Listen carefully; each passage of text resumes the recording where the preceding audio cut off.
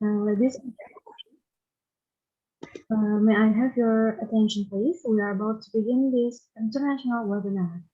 Before we start, please set your camera on and keep muted your audio during this webinar begin. Thank you. Bismillahirrahmanirrahim. Assalamualaikum warahmatullahi wabarakatuh.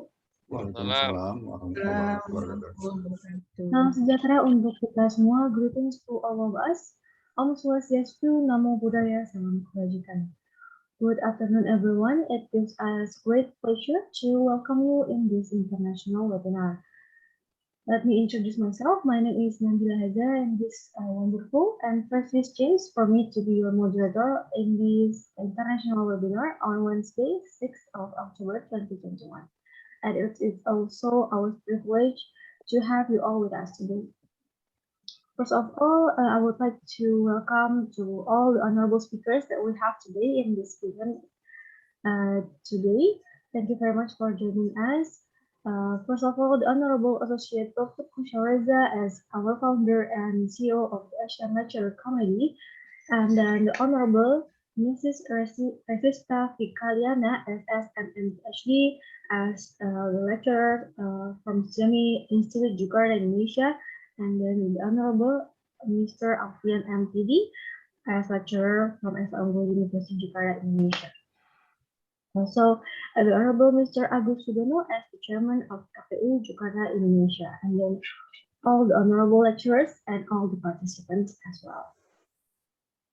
Ladies and gentlemen, let's send our gratitude to Allah Subhanahu wa Taala for this valuable opportunity, because only of His blessed and mercy we can come together today without any obstacle, with a healthy condition as well in this special event. Praise and salutation may be upon our beloved Prophet Muhammad SAW, the best figure, and also his companion. Before we come to the main session, maybe let us start this by praying first. So the event that we will hold today will run smoothly and without any obstacle at all. So I think I may pray according to individual belief. May now begin. Bismillahirrahmanirrahim.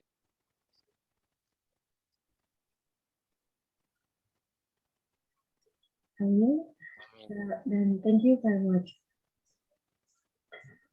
We are now ready to begin international lecture series, study base of academic and best practice in our theme today, a learning revolution, how to create a learning fun and creative international webinar. First of all, allow me to introduce you to the agenda. We will start by the opening session, and then there will be an open remark delivered by our founder and CEO of the ASEAN Lecture Committee, Associate Prof. Teguh Syareza, and then there will be an official introduction video from the Asian Lecturers Committee as well. And then the agenda will be continued with session 1 discussion. And in this session 1, we will hear from our first speakers today, Mrs. Resista Fikaliana from the STIAMI Institute Jakarta, Indonesia. And in the second session, we will have Mr. Agus Sudono as the chairman from KPU Jakarta, Indonesia. And the last session, we will hear from Mr. Alfian MPD from I mean, Nabila, the first is Mr. Alfian and the last is Mr. Agus, right? Thank you for the correction, sir. So, Mr. Alfian MPD will be entering the session 1 discussion. And then the last session will be for Mr. Agus Sudono, Chairman KPU Jakarta, Indonesia. All right, and then the session of question and answer will be followed after all of the discussion session ended. And last but not least, between all the session, we will be having a short break and we'll watch some entertainment video as well. So, ladies and gentlemen, before we begin this program, we are pleased to invite Associate Prof. Teguh Syareza as our founder and CEO of the ALC to deliver us the welcoming speech. So now the screen is yours. Okay, thank you very much, Nabila. Assalamualaikum warahmatullahi wabarakatuh. Salam sejahtera untuk semua.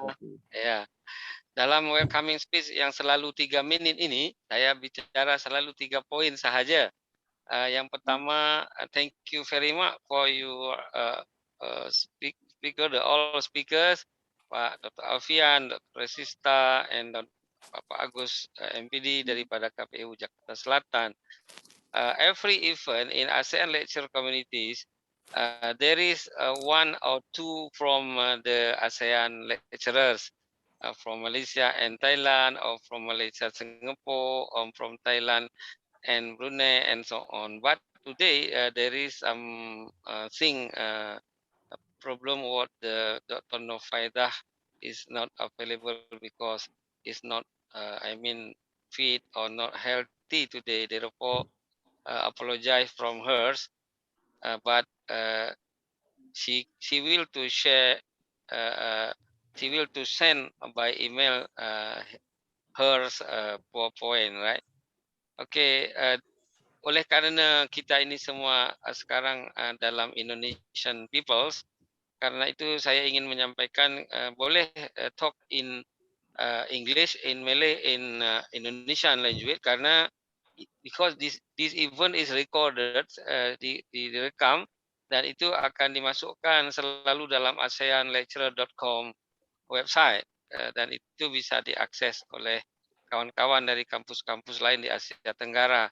Karena itu mau menggunakan bahasa Inggris silahkan, menggunakan bahasa Melayu atau campur Indonesia pun oke, karena kita ASEAN ini memang agak dominan Malay citizens, right?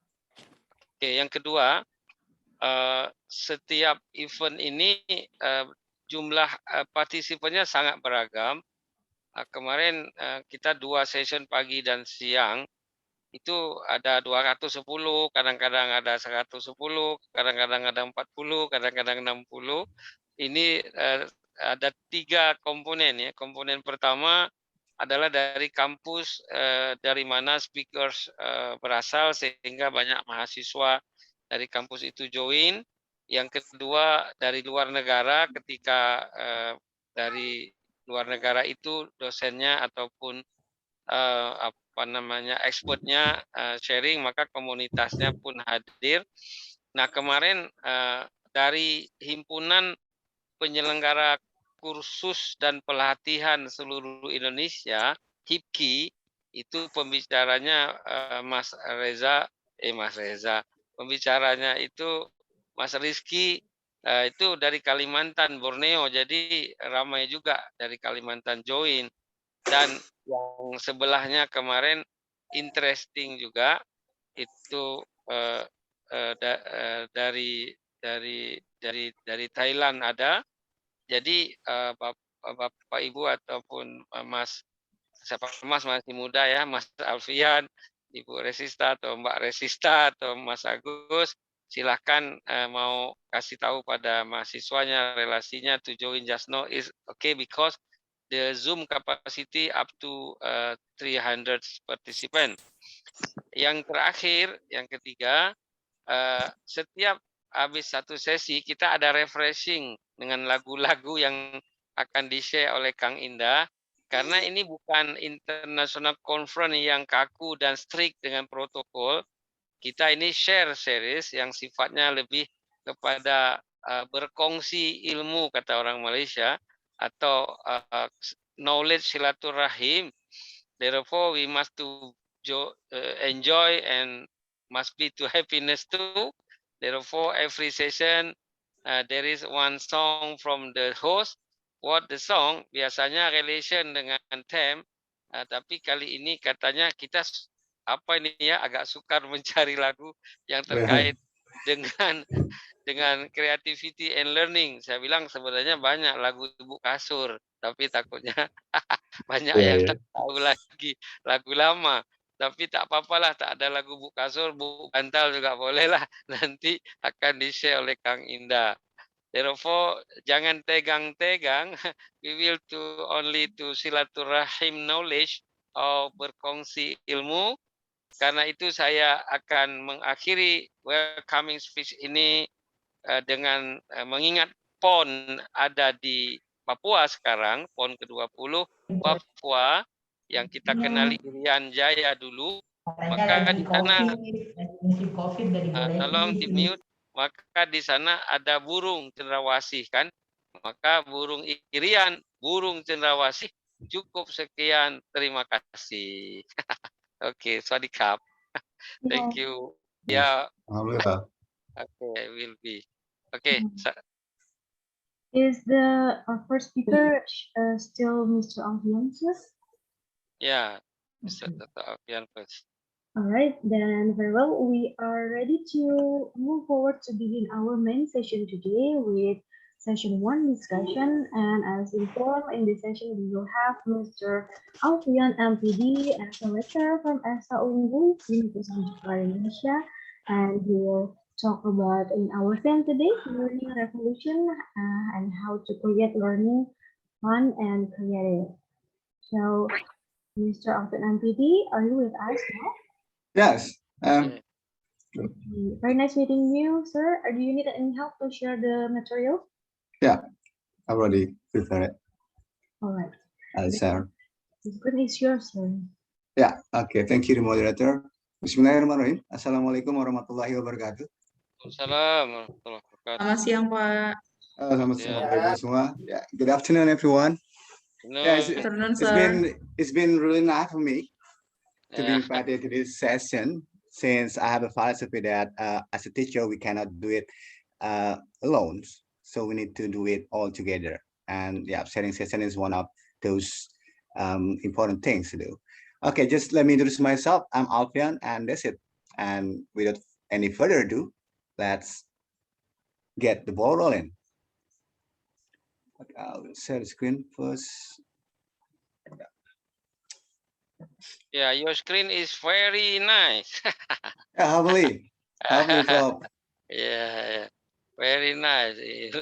I think this is the leg or this. Okay. But before starting, I have a disclaimer here that so we are now seeing ourselves as teacher and also a lecturer, right? And yeah, this is a disclaimer. The art of teaching itself, it doesn't mean that I know everything. It's not at all. Okay, it means that the art means as a teacher and also a lecturer. So we need to answer this biggest question: can we teach the students without giving our heart in it and pour our heart in it in our teaching? And I doubt so. Just because we teach human being, we don't teach the thing. Okay, so the art means you may just imagine something when you were playing a guitar, piano, and drum. Means that you just cannot make it without your heart. Okay, so you need your soul on it. Okay, that's so-called the art of teaching, everyone.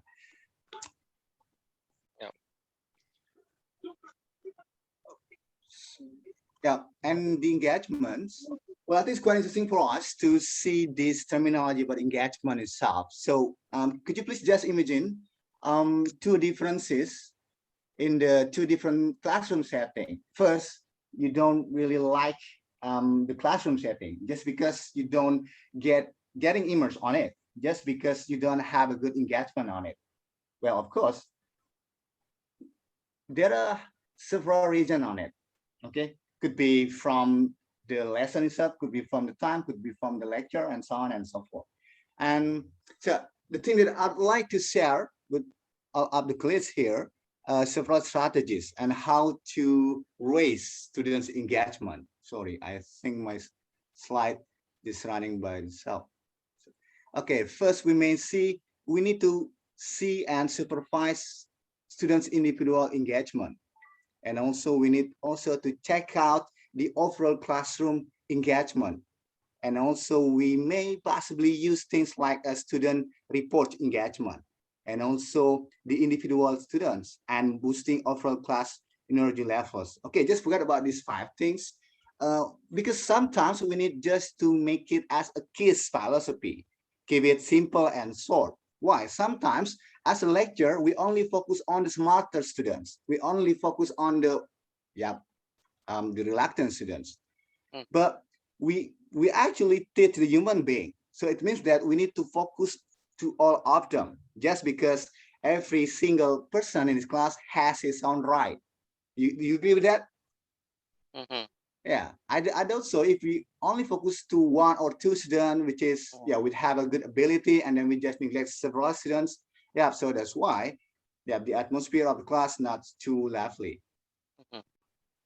Okay, we may do several checklists here Mhm. in which we may increase the response rate. Why? Sometimes the effective teacher use the response rates to maintain student engagement. Remember, student engagement is something is so dynamic. Okay.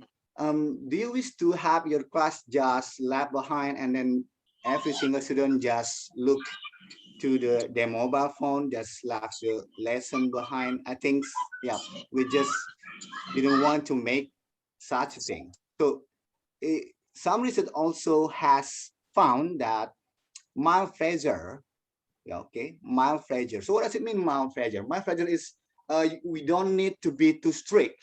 We don't need to be a killer lecture, Mhm. okay? And we don't need to be possibly things like a yes man lecture, but just right, not too strong and not too weak, just right. Means mild pressure, means we have a consequences, we have a rules in our class. So that's why the student will see the engagement.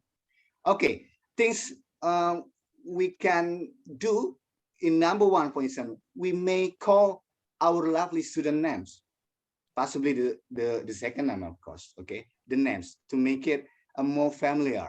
And we may ask the student to give a hand signals. We may use a response card, and we may use a specific response, or even we may use the pair response between student to students to make the class more even lively and having a fruitful discussion later on. And also the choral response, wait time, and also elaborative, and the multiple types of question. I think it is quite intriguing. Why? Because can you just remember, okay, the most favorite question from teacher or lecture? Do you understand? Come on, is that a question? Mhm. Do you understand? Even we have already known what will be the answer. Yes, sir. Mhm. No, sir. So that's why if you want to Mhm. make the class become more even fun and also more even lively, so we have to create some more technical question. We call it as a reflective question, something that we will be discussing for the next slide. Okay. Mhm. Remember, just forget such a thing. Do you understand? Yes. Set the Mhm. rhetoric question, right? Okay, don't forget to use your physical movement. Well, I think it's a bit debatable. Why so? Sometimes several lecture didn't want to move, yeah, their body just because they didn't want to.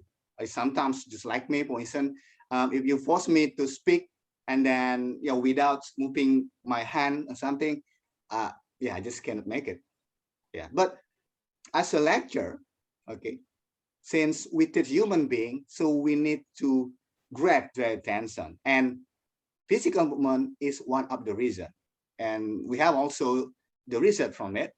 And it is sounds that increased physical activity is associated with a higher energy level. You know what? Sometimes if I start this session with Assalamualaikum everyone, are Mhm. you ready to start the class? I don't think so. Why? Mhm. Because it is so contagious. It is so contagious. Okay, I need to fill up, okay, the fire in myself, and then I try to transfer it, whether or not it is implicitly, okay. But I do believe it is contagious, okay. And Mhm. I do hope my students, several of my students who check their mobile phone or possibly, yeah, who got sleep in this time will just wake up, just because I do believe it is contagious. And also the higher energy in turn will allow students to pay more attention to what is happening in the class. And I do believe. Okay, what else next to gain the enthusiasm? Yeah, we will try to demonstrate the intensity and also enthusiasm. Why so? Because effective teacher communicates the importance or relevance of specific contents to students, and they will feel that the topic he or she us interesting, meaningful, and important. You know what? Sometimes it's no longer acceptable when we think that, so this is my time that I need to transfer the knowledge. I think we just need to leave that thing behind. Why? Because it's not about the content itself, because we want to have a shift paradigm. I think it's quite easy for me to just transfer this PowerPoint slide. I just ask your mobile phone number, your WA number, and I just give this PowerPoint. Means that I transfer the PowerPoint, right? But the thing that we want to transfer is not the PowerPoint, but the content beneath it. Okay, so that's why we need to make it interesting, meaningful, important. And then, yeah, presenting unusual information. You know what? Sometimes PowerPoint itself is one of the powerful tools, but unfortunately, several teacher and lecturer forgot that it's all about men behind the gun. Every teacher has the PowerPoint tools, right? But the real difference is the way we see the PowerPoint, whether it is as a tool, whether it is, whether we just been beaten by the PowerPoint just because the PowerPoint is more important than the teacher or the lecture itself. I think, hopefully, I do believe every single person in this session, didn't want to make yourself beaten by the PowerPoint. Just remember, PowerPoint is just a tool, so we need to put to set the level that we as the lecturer is more important than the PowerPoint itself. And then we may use academic games. I for us to several lecture about the strategy how to gain student awareness, students enthusiasm, students engagement, so on and so forth. And the most frequent answer is by using games. Well, I do agree for some instance, but as the educator, remember, but as the educator, we need to find, and then we need to find out the alignment of the game that we want to use. Why? Because sometimes the game itself is not too challenging, just because it is not related to the topic that we bring about. Okay, so we may use the game, but just remember, it is the more related, the more contextual the games that we bring about to the classroom, okay, the more attention that we'll get. That's the promise from the research. So we may see from this definition, because effective teachers use academic games inconsequential as an inconsequential competition to maintain student engagement. And research also has found that games, puzzles, and also the question or the quiz may increase attention. And another theory then states that human beings pay attention to games and puzzles. Why? Because we seek to decrease the discrepancy between what we predict at first and then what will happen and what actually happens. Okay, I think,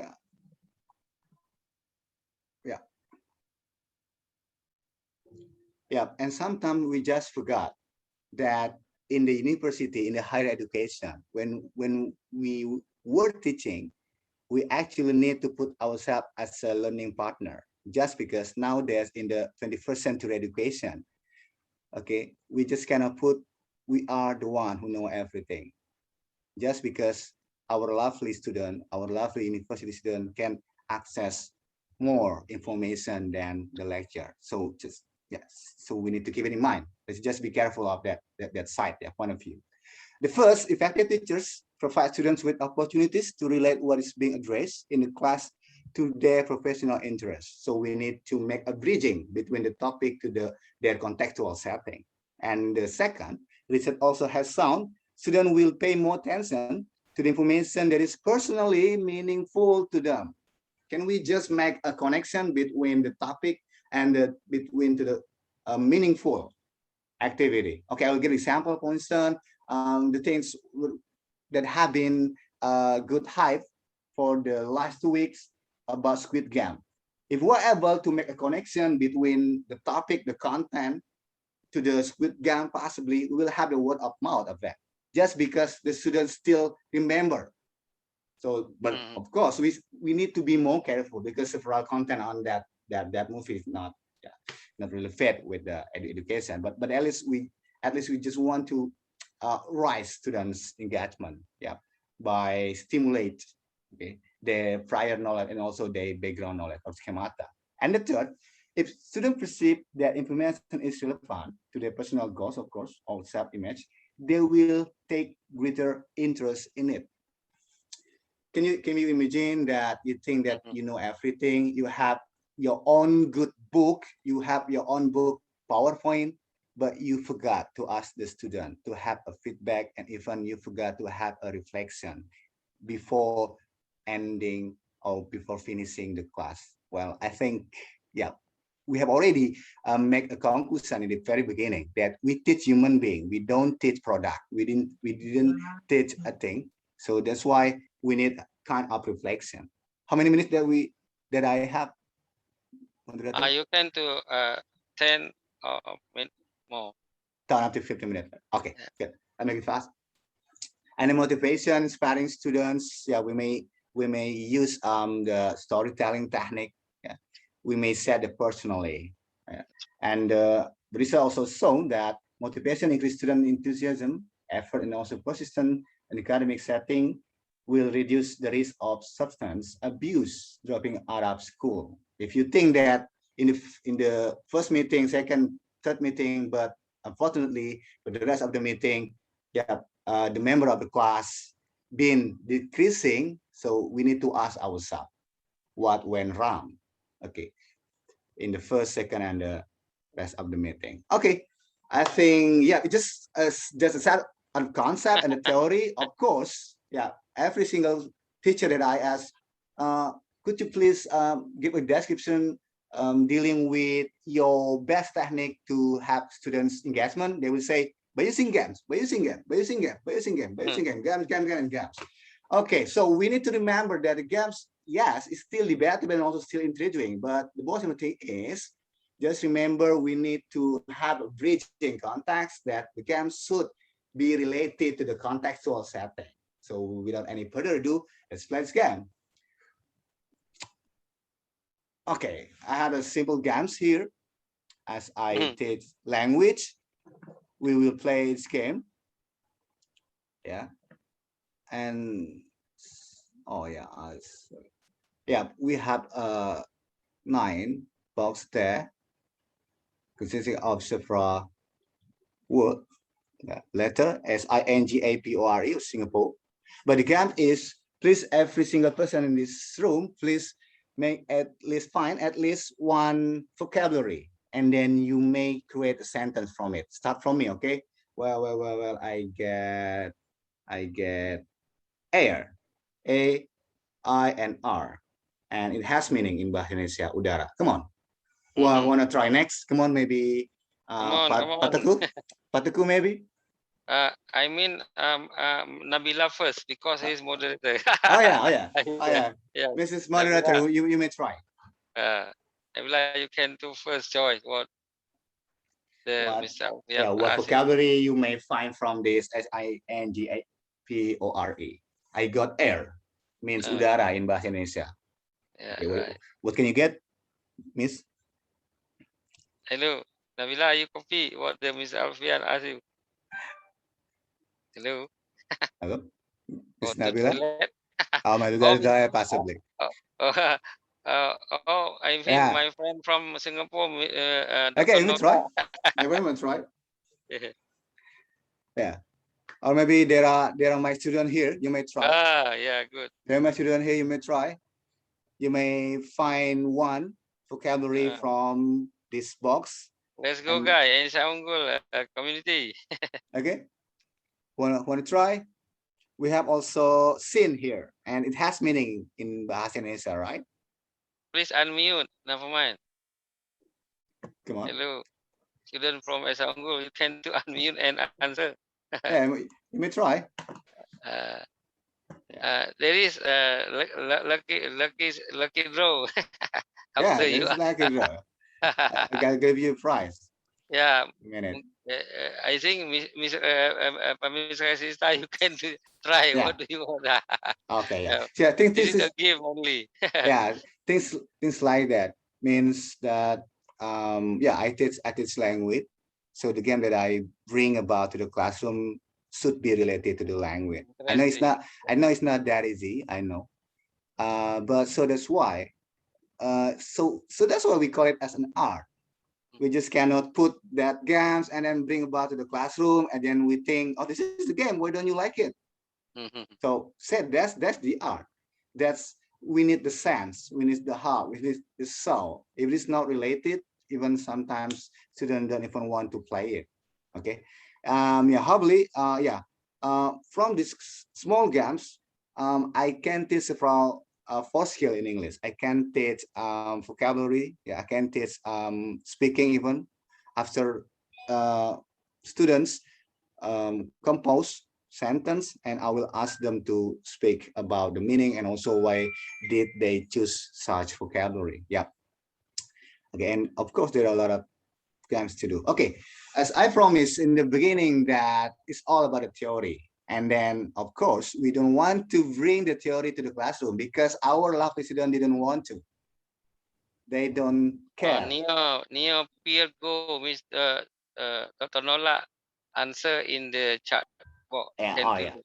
Yes, of course. We'll discuss later. Good. So even though we have a lot of theories here, we may take it a philosophy of KISS.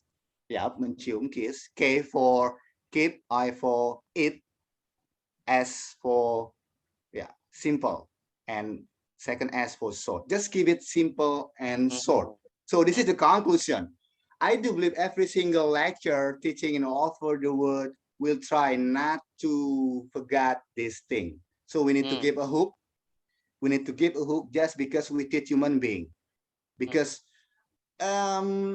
particularly for this COVID-19 pandemic, I think it's not, yeah, I think it's not acceptable to ask the student, have you ever done your assignment? Come on, why don't we just ask things like, have you ever had breakfast? Do you have any pulse? Or maybe you want to share something regarding your COVID-19 survival, so on and so on. Just see them as a human being. Okay, just give a hook.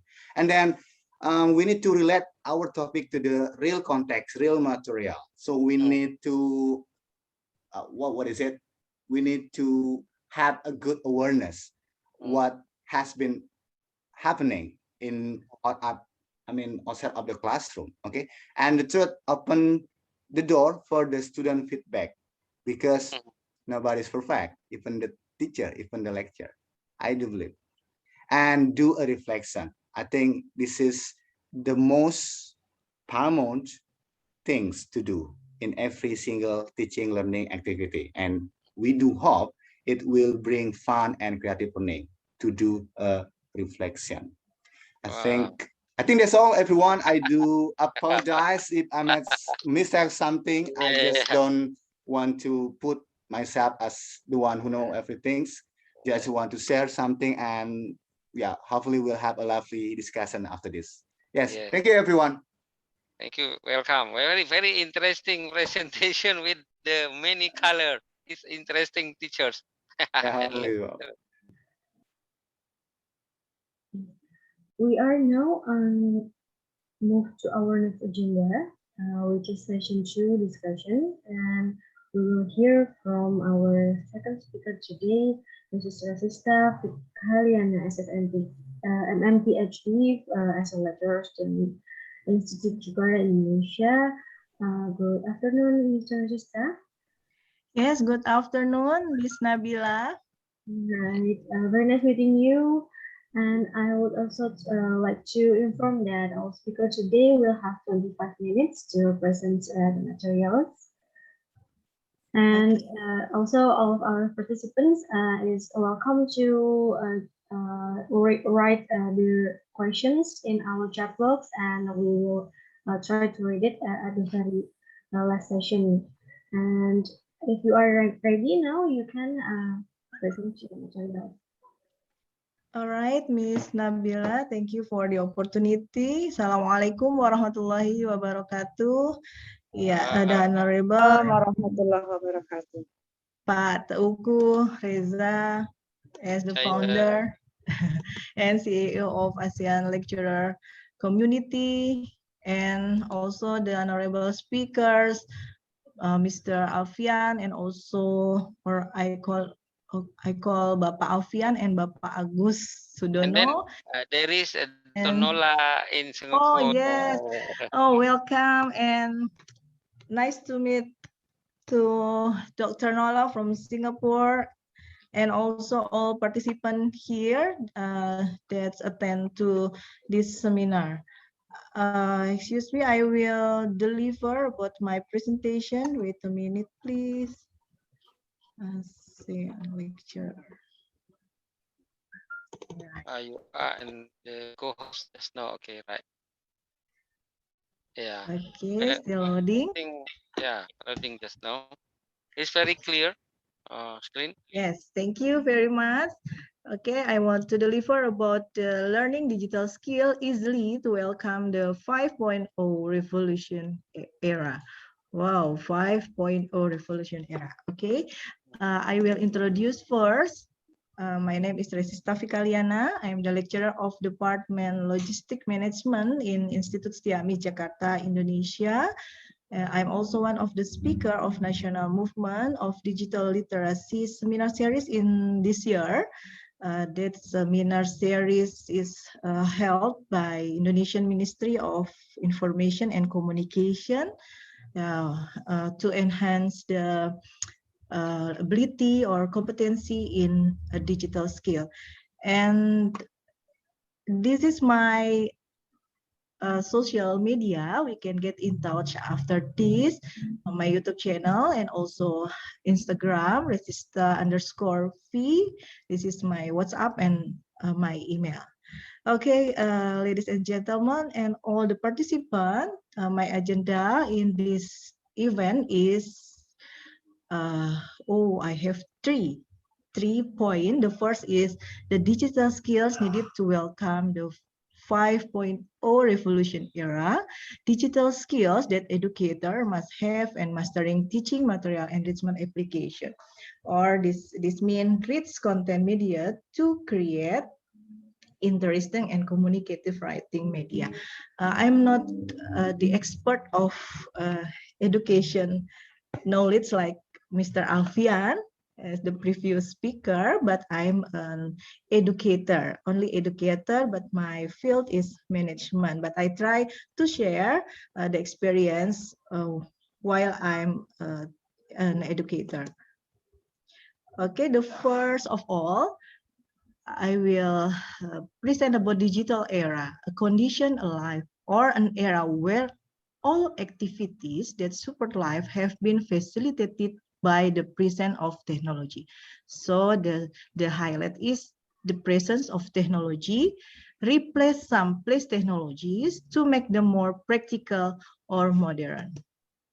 As we know, this is the industrial revolution from the 1.0 and then 2.0, 3.0, and right now at present is digitalization, where we use of integrated devices, AI, artificial intelligence, big data, and IoT, Internet of Things, to whole life. And the pandemic is accelerated the digital transformation in our life.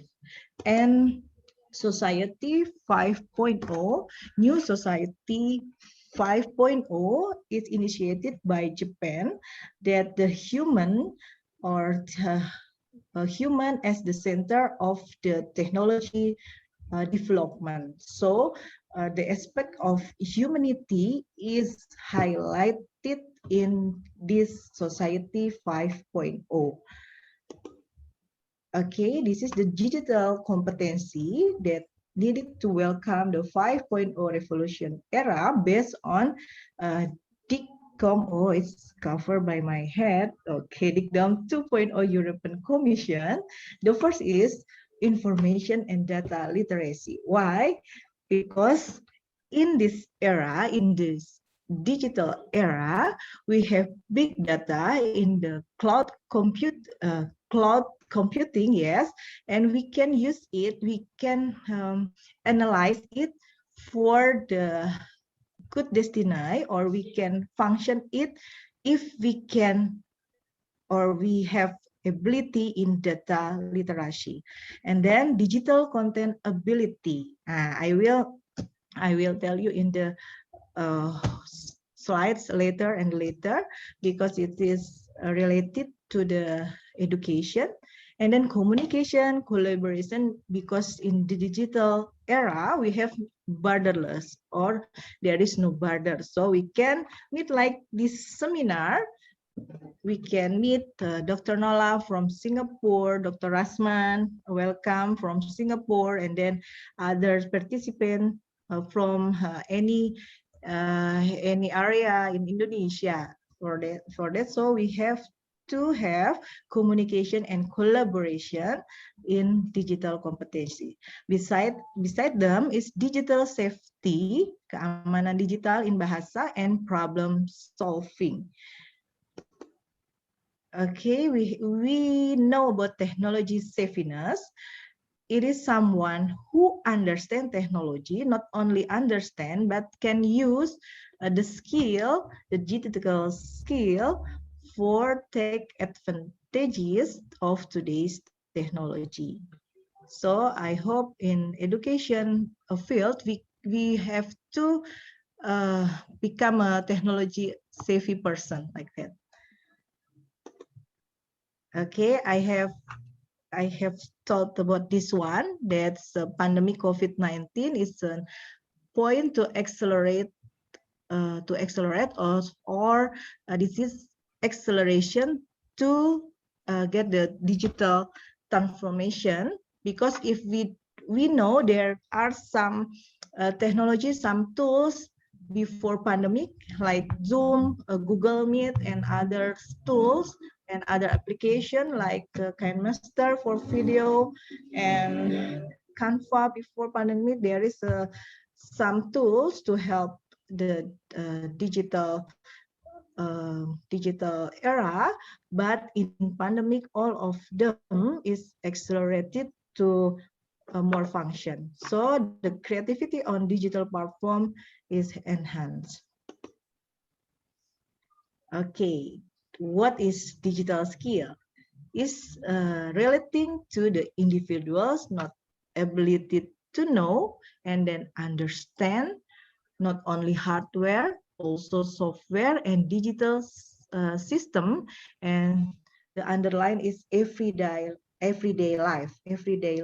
So we use it in everyday life, like in a pandemic, we use all digital technology in working, in studying, and other activities. Okay, this 4C, 4C in bahasa, collaboration and teamwork, critical thinking, creativity and innovation, and also communication. They are the digital skill that require in this era 4.0, and also to welcome the 5.1 revolution era.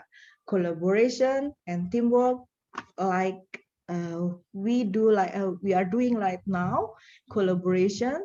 And then critical thinking, it's not about only critics, but it is about logical thinking to criticize of all things in the internet, because internet in digital era is a place for we get communication and also the relationship. Another, creativity and innovation. By many applications, we can do the creativity. Creativity is not the new one, but we modify or we make another one to to something new like that, but innovation is really, really new. And also communication, because in digital era, we have no border. Okay, this is it is another one in detail. English ability or other foreign language, it's related to communication competency.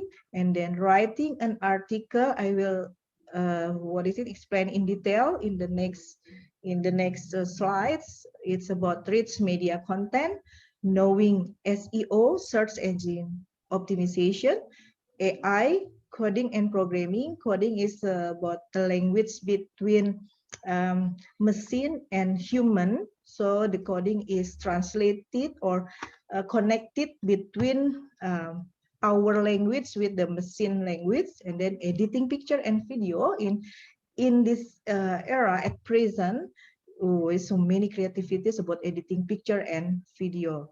And then data analysis and statistics, I have told about the data literacy. Okay, this is about digital mindset. Start from digital mindset about use of technology for exploration media, and then become digital culture and digital transformation. In digital transformation, it's about transformation of HR mindset or SDM in bahasa sumber daya manusia, human resources mindset. So the point is digital mindset. This is one of my publication with my teams. This is show that ITS, it's mean information technology skill and information quality strategy contribute to individual performance of the literacy. So it's mean that the skill, in this case, digital skill, it's contribute to our performance beside information quality strategy. Okay, this is about adaptation in pandemic. So we have to mastering technology. It means that we have to mastering about digital skill.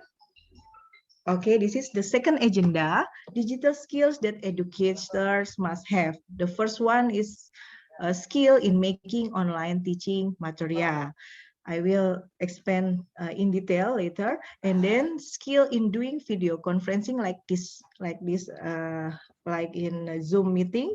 Then skill in using platform online. This is for assignment, including of assignment is project-based learning. And then skill in making online assessment. How we make the assessment, penilaian, testing in objective one, in honestly and objective also. Okay, so only the remind about the online learning. There is synchronous and also asynchronous. Synchronous with the video conference like this, and also schedule online discussion. Many tools, many application. It's based on our destiny. I mean, what is our destination? Yes, I mean the aim of our learning, which one we choose, so we can choose the tools or application on it. This is the third agenda, mastering teaching material and its application. I mean rich content media. So the first one is, what is rich media content? Okay, this is mean the combination of the merger of rich media such as text, images. It means what is it like in a blog or like this one? It's on like the PPT, PowerPoint like this is only text and images, but the rich media I will combine, or we will combine with the audio, video, animation or other. It's what rich media content. I think it will interest if we use it or apply it on the teaching material. Okay, it is the detail. Okay, what the rich media format? Okay, has a dynamic display.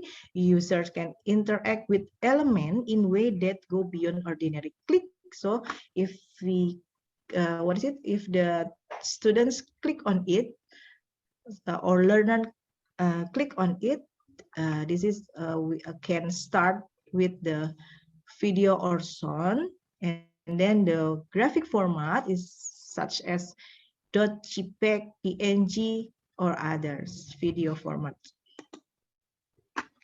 Okay, the advantage of rich content media, I think already explained by Bapak Alfian in detail about the what is it, the teaching material that can attract the learner, the students, to pay attention to the educator or the teacher or the lecturer. Okay, so the rich content media promotes higher readers retention. Yes, and then this one is the power of high ranking on search engine or SEOs can contribute to SEO, search engine optimization. The example of the search engine is Google, and then Yahoo and other search engine. Okay, this is the tips for making rich media content. The first is create original content. This is what is it, to avoid a copyright issue, monetize and other. So we are not doing plagiarism. So please create original content. Keyword survey, we can use Google Trend and its derivatives. Optimize article lengths. Nah, use of fonts to highlight specific word, maybe about the many kinds of font, and then the size of the font or the colors, and then add multimedia content, images, infographic, videos, even audio, and reference link. Okay. I think this is the tip we can use. Interesting slides appearance, and then a video. There are some application like Camtasia Video. PowerPoint is more powerful to use the video. KineMaster, Adobe Premiere, and then games like what Bapak Alfian told us. And I am frequently use this for my class, even the students in higher education, walaupun mahasiswa, ternyata suka juga Kahoot, Quizzes, Quizlet, and then WordWall and others. Okay, this is about search engine. I will faster it. I think my time almost. Wait a minute, 5 minutes more. 2 minutes. Oh, 2 minutes. All right. Okay, this is the tips for the search engine because this is the learning digital sources from the search engine. So we have to optimize it. Please do not use keyword that too general.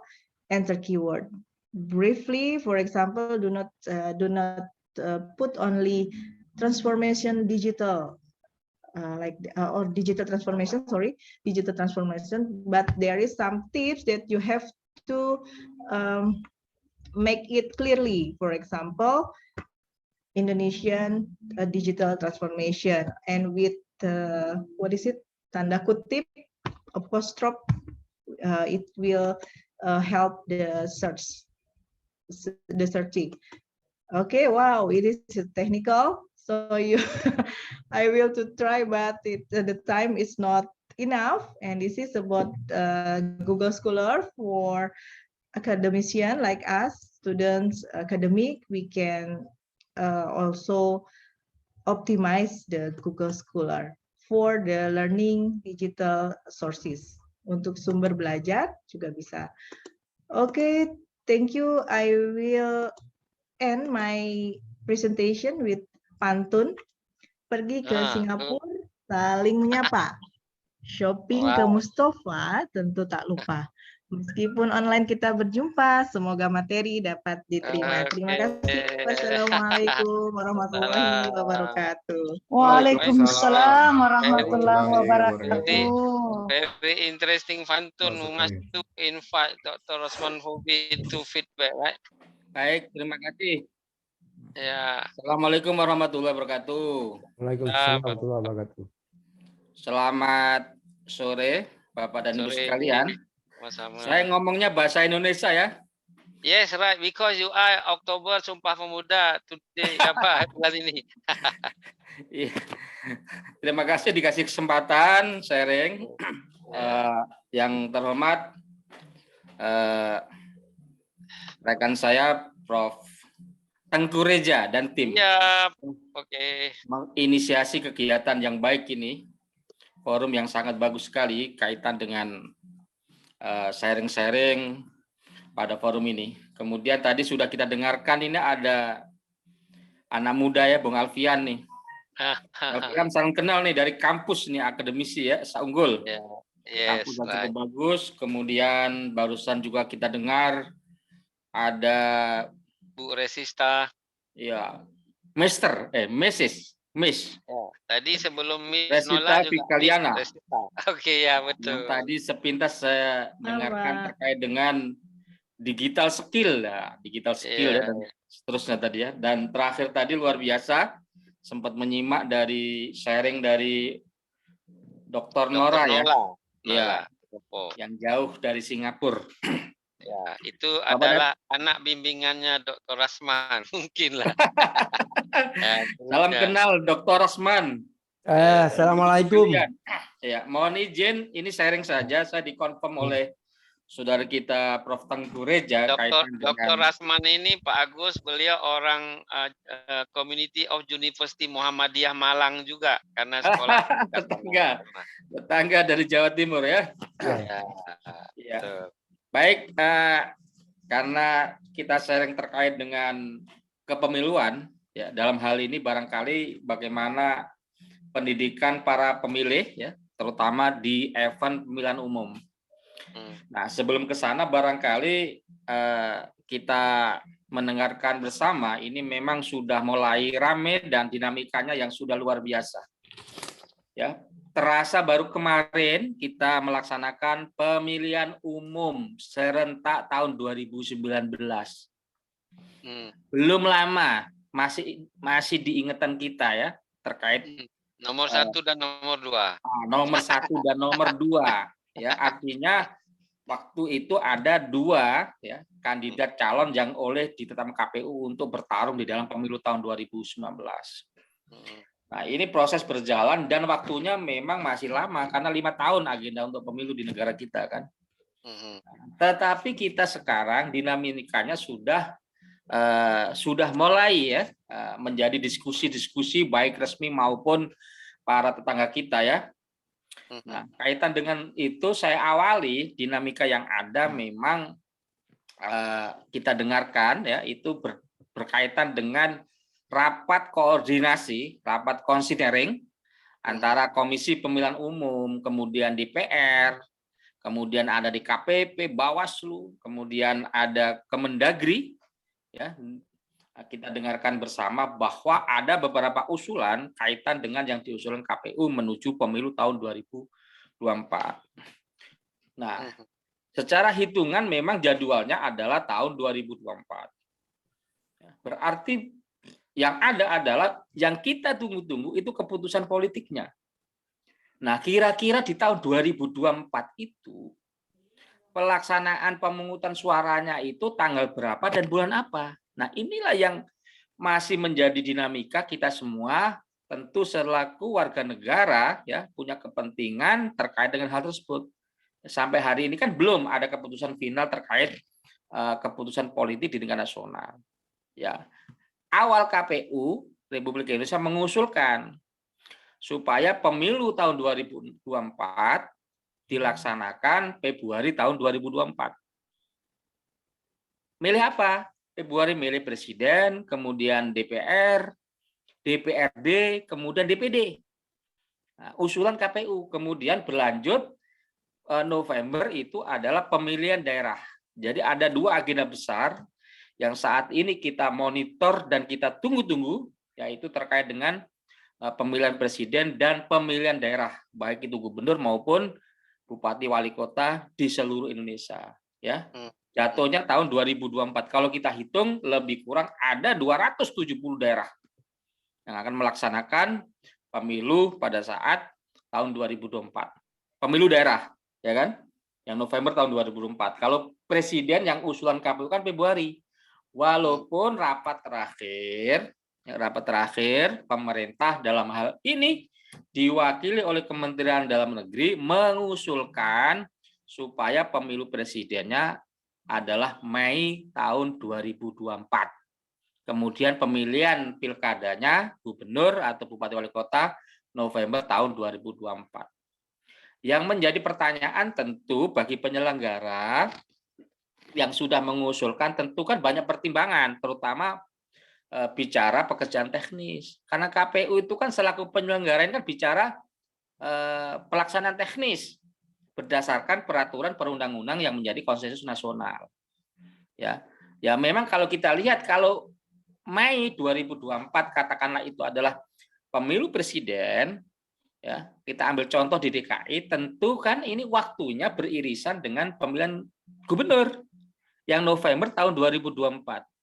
Nah, Bapak dan Ibu sekalian bisa bayangkan ya, selaku penyelenggara ya yang saya rasakan, Mei pemilihan presiden belum selesai, ya, apalagi nanti kalau ada putaran kedua, nah, nanti disusul masuk tahapan pemilihan gubernur, ya persiapan November tahun 2024. Nah, itu jadi gambaran pemilih sangat bingung kalau tidak ada education tuh. Nah, kaitan dengan itu maka Pak Prof. Tengku Reja dan Bapak dan Ibu sekalian, ya kaitan dengan itu maka kalau kita lihat ya selaku penyelenggara ini kan kerjanya berdasarkan perundang-undangan. Tetapi kita itu sepakat perundang-undangannya adalah Undang-Undang Pemilu tahun nomor 7 tahun 2017. Jadi gambarannya lebih kurangnya kayak pemilu tahun 2019 karena undang-undangnya yang sama. Kan itu kan secara tahapan-tahapan. Tapi secara teknis tentu waktu yang belum putus, apalagi belum bicara anggaran.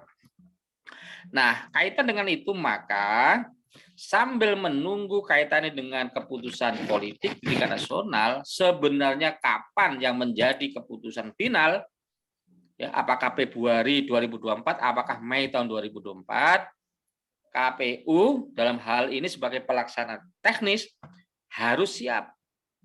Ya, artinya tidak usah nunggu, tetapi dari segi bagaimana kita berkoordinasi, kemudian berkomunikasi, bersinergi dengan para stakeholder, ya, para stakeholder. Dalam hal ini salah satunya poin penting di dalam kesuksesan pemilu, pemilihan umum maupun pemilihan daerah, salah satunya adalah bagaimana bisa bermitra strategis dengan kalangan kampus. Ya, termasuk hari ini, saya kira sangat penting karena akademisi ya itu sangat menentukan dalam hal ini bagaimana salah satu poin sukses dan tidaknya suatu pemilihan umum maupun pemilu kada.